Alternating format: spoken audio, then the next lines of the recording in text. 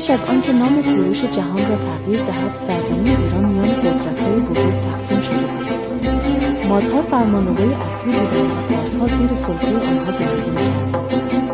در همین دوران کودکی متولد شد که سرنوشتش ترس در دل پادشاه ماد انداخت. پادشاه خوابی دید نوزادی که روزی تاج و تخت او را سرنگون می‌کرد. به همین دلیل فرمان مرگ کودک صادر شد. اما سرنوشت مسیر دیگری انتخاب کرد. کودک کشته نشد و به دست یک چوپان سپرده شد.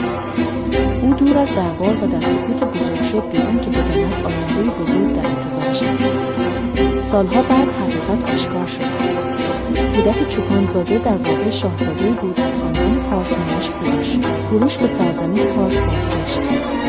با خلق، شجاعت و رفتاری متفاوت دل مردم را به دست آورد و به رهبر پارس‌ها تبدیل شد.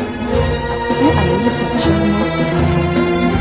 در نبردی سرنوشت ساز حتی بخشی از سپاهیان نیز به کوروش پیوست.